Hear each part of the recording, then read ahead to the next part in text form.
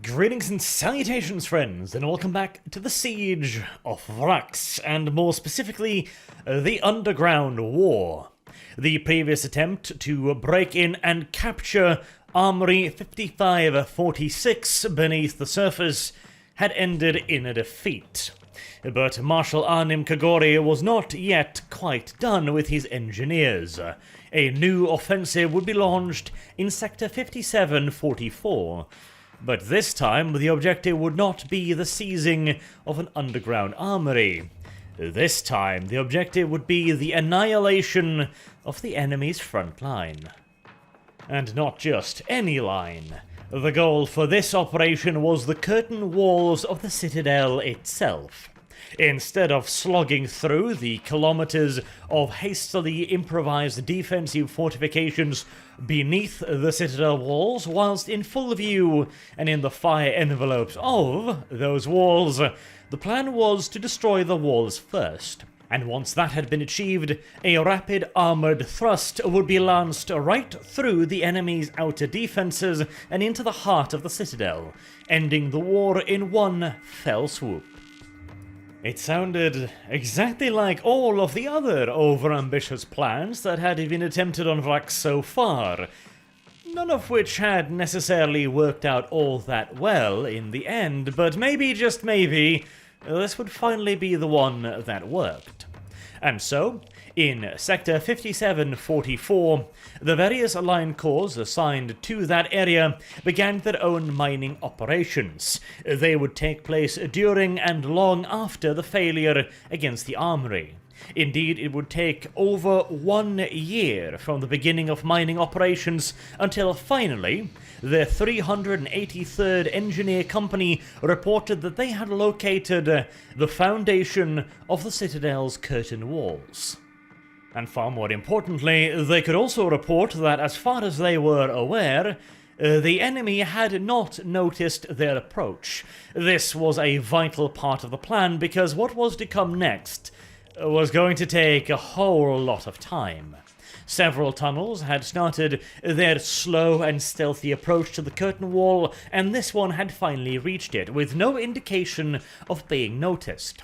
Now an even slower and even more careful job could be undertaken. In complete silence, without even the aid of mechanical generators or in many cases even light, engineers had to work via the aid of flashlights. With muffled pickaxes wrapped in cloth, they slowly, oh so tortuously slowly, chipped away at the rock walls ahead of them, until, over the course of many weeks, they hollowed out a large underground space beneath the foundation of the curtain walls. Then, even more slowly and carefully, without any mechanical aid whatsoever, lest the noise draw the attention of the Vraksians, the key pieces were brought into position. Whilst all of this was happening, the rest of the sector's engineering companies all stepped up their own efforts. Artillery barrages would rage continuously above ground, the engineering companies would push non-stop, also utilizing heavy mechanical means to draw all of the defenders' attention towards these decoy attacks. Whilst very, very quietly, tons upon tons upon tons of high explosives were transported down the long, silent mine towards a large hollowed-out area just beneath the citadel's walls. This exceptionally slow and careful operation was set to take several days, as virtually the entire 34th Line Corps stockpile of high explosives and demolition charges would be deployed in the operation. If the Death Korps fucked this up, the Vraksians would never let them have another chance at it. And so, this one opportunity to break the curtain walls had to count. Imagine for a second an entire army's supply of high explosive demolition charges. The virtually entire supply of several 100,000 fighting men's worth of high explosives.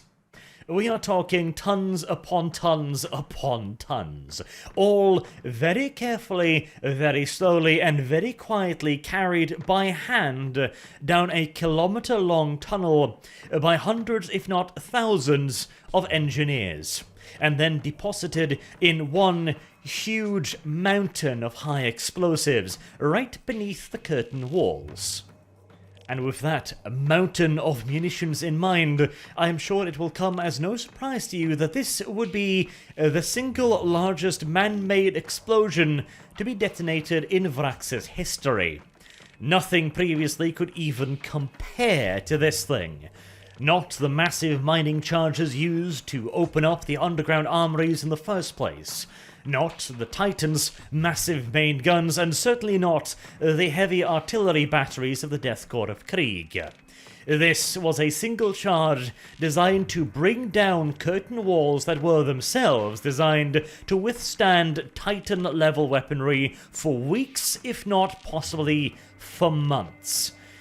It would be one hell of an explosion, and the only reason why atomics were not involved was because there was a fear that the Vraksians may be able to detect the radiation used. And so the Death Korps would have to limit their operations to good old-fashioned high explosives. But it was hoped, and not unreasonably so, that on 71-48-26 Millennia 41, as the various commanders of the 34th Line Corps stood ready and shielded in their reinforced bunkers, that quantity would do the job of quality. Finally, the detonation order was given, and a monstrously vast explosion visible from orbit rocked the enemy's curtain walls, and led to the collapse of a lengthy section of wall. Simultaneously with the order to detonate also came the order to begin a box barrage of the enemy's positions. This would not target the walls themselves, but rather positions behind the curtain walls, to attempt to stop the enemy to rush reinforcements to the breach. Additionally, Imperial Aeronautica forces would also launch incredibly daring and near-suicidal attack runs on the citadel walls themselves, strafing the upper walls whilst also dropping time-delayed bombs into the rearward areas to further complicate the movement of troops. And of course, the detonation itself served as a signal for the Death Korps of Krieg to begin their offensive. 30 Gorgon assault carriers would be in the first wave, supported by Baneblade super heavy tanks, Lehman Russers, and Macarius heavies. They would push in through the enemy's outer improvised defences and disgorge the infantry directly from the Gorgons into the rubble of the breach, where they would hopefully entrench themselves and hold the breach against any enemy reinforcements, whilst more infantry was moved up on foot behind the first wave. And then, when the approach had been made clear, companies of grenadiers would rush forward to the breach in Centaur light carriers, where they would stage their own breakout attempts from the breach, attempting to gain further ground and enter the citadel itself. It was hoped that this would be a rapid blitz-style assault, where the Gorgons, supported by all of the heavy armor, would simply crush through the enemy's improvised outer defensive lines and then slice straight through the curtain walls, now reduced to nothing more than piles of rubble. It was still, of course, a considerable distance to be covered, but the shock of the detonating mine, along with the destruction of a significant portion of the enemy's defensive guns, was hoped to give the Death Korps the edge they needed, and it appeared to be working. As you can probably imagine, it can be somewhat difficult to gain one's bearing after having been within an uncomfortably close distance to one of the largest man-made explosions in the entire war zone, especially a war zone like Vraks. And by the time the Vraksian defenders got a hang of exactly what had happened and just how much danger they were still in, The Gorgon assault had already covered half of the distance up to the curtain walls, crushing the improvised outer defences mercilessly beneath their treads, and the combined firepower of dozens of Baneblades, hundreds of Lehman Russes, and Macarius heavy tanks, annihilating each single piece of enemy defences one by one with overwhelming barrages of annihilating firepower. But the Death Korps wouldn't have it all their own way. The Vraksian defenders, realizing that the mine itself was not their biggest problem, the sheer wall of enemy armor, steel, and gunfire advancing towards them, that was the real problem. The Vraksian artillery slowly at first, but then with ever-increasing pace, began opening fire into no man's land. At first, their aim was considerably off. They had anticipated firing blocking barrages in front of their own positions, but the Death Korps had already passed outside of those fire zones. Now the enemy artillery shells were landing upon what was once their very own positions, which required a fair bit of recalibration on behalf of the gunners. The various weapon operators on top of the citadel walls themselves, those guns who had not been utterly destroyed or whose crews had been pulped in the explosion, had an easier job. Manning autocannons, heavy bolters, and las cannon batteries, they swiftly began engaging the enemy armoured elements that they could see. Their fields of fire had been severely restricted with the destruction of such a large area of the curtain walls, not to mention the apocalyptic amounts of dust thrown up by the explosion itself, reducing visibility to near zero. The wall gunners could only fire blindly in the general direction of the enemy, heedless of whether or not they were firing upon their own positions, as they could not differentiate between the gun flashes of the advancing Krieg armour and those of their own pillboxes. Meanwhile, out in the dust of no man's land, the Krieg heavy armour ground on relentlessly. With the enemy unable to direct all of their firepower in an effective fashion, the Macarius heavy tanks were able to soak up the enemy's las cannon blasts with little problem. The occasional stray beam of high-intensity laser energy, or the occasional autocannon shot, posing little real risk to the Death Korps' heavy armour. The tanks also had an easier time of engaging the enemy. Whilst they couldn't see much more than the defenders, they had the luxury of knowing that any muzzle flashers in front of them were guaranteed to be the bad guys, and so could engage them without any hesitation or doubt. As more and more of the defenders got a hold of themselves, however, and the Death Korps assault ground ever closer, they became easier target for the wall guns. In addition, the artillery barrage increased in intensity until every gun on the defender's side was hammering down on the advancing Krieg forces. Mortars, earthshakers, bombards, heavy siege guns, and captured third pieces. All of them, regardless of caliber, were raining down upon the Gorgon transport. One was struck right in the crew compartment, a large shell entering straight through the open top and detonating inside of the vehicle, turning every single unlucky grenadier inside of it into a fine red mist. A further 3 Gorgons were struck by various wall-mounted weaponry, and were either immobilized, knocked out, or straight up annihilated when their fuel tanks caught fire and they simply exploded. But despite the occasional and frankly inevitable casualty, the rest of the Gorgons all made it to the breach. This was a remarkably successful assault. Out of a total of 30 Gorgons, only 4 had been lost on approach, whilst crossing an area that was actively being held and contested by the enemy in the face of the massed wall guns of the Citadel's curtain walls. Such a small percentage of losses was nothing short of a miracle. But unfortunately, the goddess in charge of handing out such battlefield miracles is a famously fickle female, and the Death Korps of Krieg soon found itself running into a bit of a problem. The Gorgons and heavy tanks had advanced as far as they could. Now their advance was being blocked by huge slabs of permacrete blown clear off the curtain walls. The rubble had not all collapsed into the hole created by the detonation of the mine. Instead, huge slabs had been scattered around the battlefield, and whilst they were providing cover and concealment, they also prevented the heavy vehicles from getting any closer.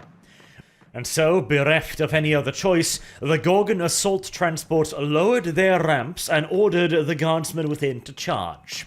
They had been instructed to fix bayonets and simply charge forwards, whatever was in front of them. There was, of course, no way for Imperial High Command to prepare them for precisely what they would meet, as they, just like the enemy, had no eyes on the breach itself. It could be a gentle slope, it could be a near impossible to climb mountain of rubble and shattered permacrete. This would of course also work against the defenders, and it was hoped that the speed of the assault would prevent them from taking up positions inside of the rubble or covering it properly. This hope, however, was to prove very much so false, as the moment the guardsmen exited their Gorgon assault transports, they were immediately under fire from hastily repositioned wall emplacements, now firing directly down into the huge breach from atop the walls, and even the shattered sides of the curtain walls. The very first man to fall was the lead officer of the 15th platoon of the 7th Company, who died alongside the entirety of his platoon moments after the assault ramp had clanged to the ground.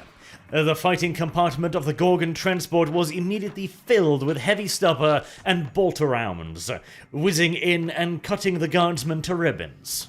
The rest ran forward as swiftly as they could for the cover of the breach itself and began climbing up it, whilst continuously under plunging fire from the walls and the sides. The enemy's artillery was also beginning to readjust.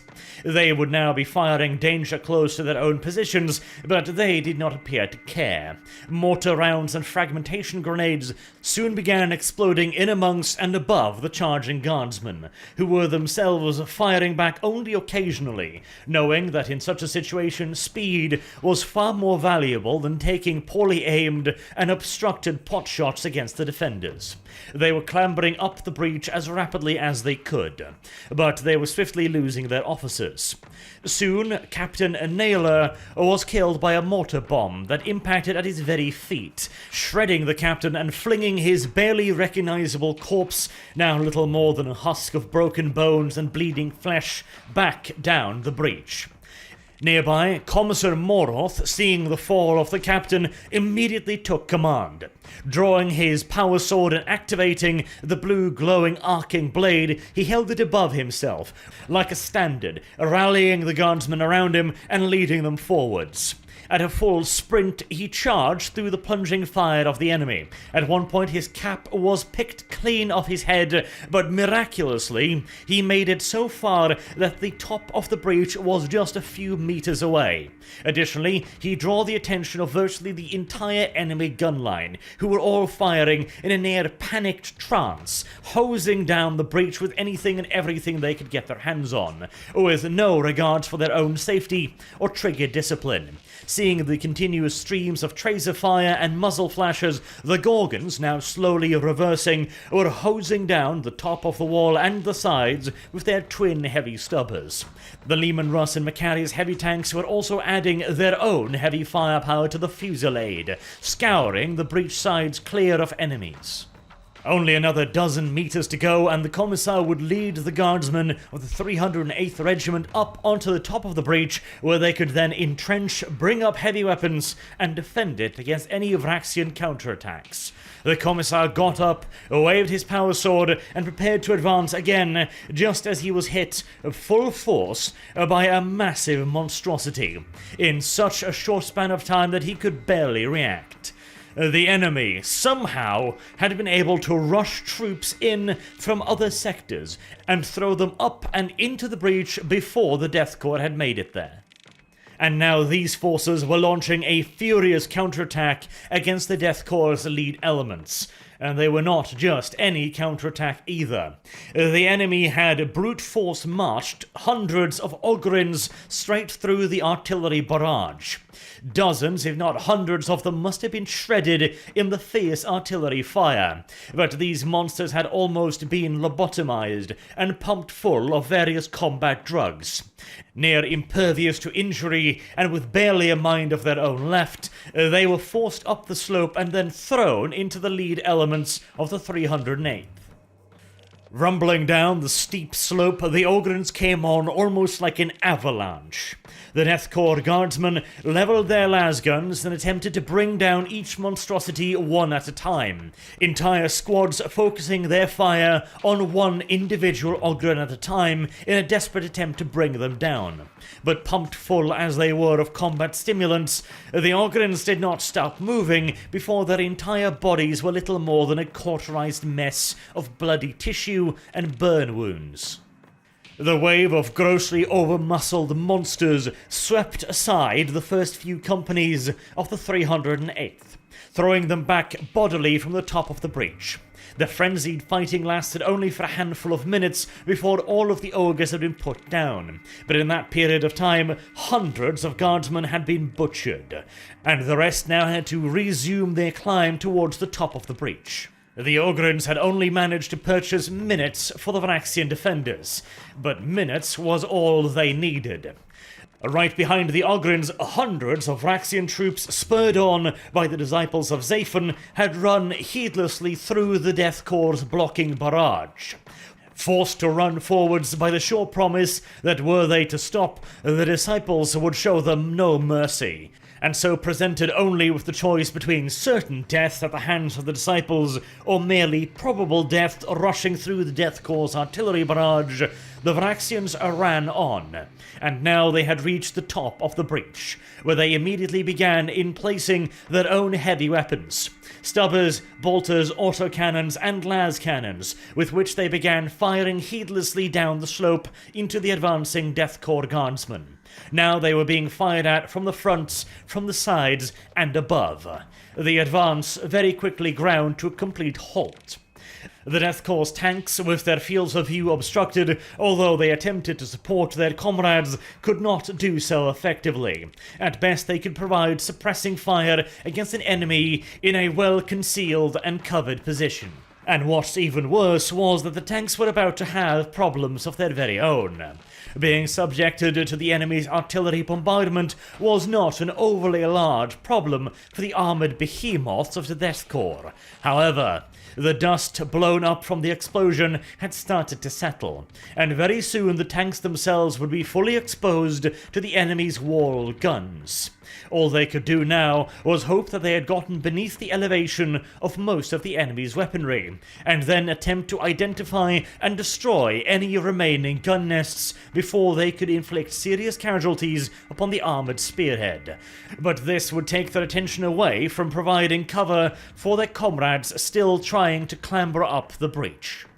Seeing that the first wave had failed, Colonel Tolan, from his positions in the rearward lines, ordered in the second wave of infantry, and also that the grenadiers and their centaur carriers should join them. They would rush first across the land, attempting to make use of what cover remained of the dust kicked up from the explosion, whilst the infantry would make their way forward a little bit more slowly, whilst engaging, knocking out or occupying any remaining resistance nests in no man's land that the armoured spearheads had simply bypassed.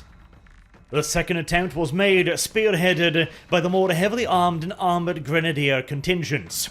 The mad dash towards the top had clearly failed. The grenadiers would be picking their way forward more slowly, guiding in fire from their supporting heavy armoured elements and also engaging any gun nests identified with their hell guns, along with additional supplies of fragmentation and crack grenades. Slowly but surely, they began picking their way up the slope, their high-powered hell guns engaging the enemy from long range but still with devastating effect. They were able to blow past improvised sandbag emplacements and snipe out heavy weapons. With a hell gun, it was no longer necessary to kill the gunner. A square hit on the weapon itself would render it inoperable. As they advanced, they also relieved the forward guard elements and ordered them further down the slope, where they would reorganize themselves and wait for the second wave of infantry. Once that arrived, a final attempt during the day would be made to reach the top. In the face of scything firepower, the Grenadiers had picked their way almost to the top once again, and the Death Korps guardsmen behind them now began charging once more up the slope, supported by what was left of the armoured elements, many of which had had to retreat due to damages or seek defensive positions from which they could fire without receiving the full force of the wall guns. Rushing forwards, the guardsmen flowed around pockets of Grenadiers providing covering fire, and rushed towards the top of the breach. They reached it just in time to receive the full force of yet another Vraksian counterattack. This time the enemy was throwing everything they had into it. Ogrins, disciples, and PDF and auxiliary troops rushing forward to meet the Death Korps of Krieg in a frenzied melee. Pickaxes, shovels, grenades, bayonets, rifles, everything was used at point-blank range, and several minutes of frenzied fighting continued, but the defenders had the advantage of the slope, and both sides were simply just pushing their own men forwards. But gravity was on the side of the Vraksian defenders, and a literal avalanche of humanity was barreling down upon the charging Death Korps. Slowly at first, but then, with mounting speed, the Death Korps was repulsed once again. In the waning light of the day, it was made clear that the breach would not be carried today. The Death Korps would begin retreating slowly back down the slope and then across no man's land, covered by their own artillery and smoke shells. The heavy armor would also begin rumbling backwards, providing cover and concealment to the retreating Grenadiers and Guardsmen. In the rearward command bunker, Colonel Tolan swore that he would lead the second attempt upon the breach personally, well aware of the fact that this had been their best chance of carrying it swiftly and relatively cleanly. The day's fighting had been amongst the bloodiest of any day on Vraks so far, with 2 entire companies having simply just disappeared from the 308th duty roster near the top of the breach. He also knew that the enemy would now be given time to reinforce, construct, and fortify their positions at the top of the breach, and so the next attempt would be considerably more difficult. There was no reason in making a swift rush upon the breach, as this would happen overnight. Instead, a second, larger-scale set-piece assault would be organized, with yet more heavy artillery and armored elements in support of the infantry clambering up the breach. But to see how that assault would work out, you'll have to wait until the next episode. Though, don't worry, I won't make you wait all too long for it. Until then, I've been Arch. Thank you all very much for watching, and I hope to see you all again soon. Until then, have a good day.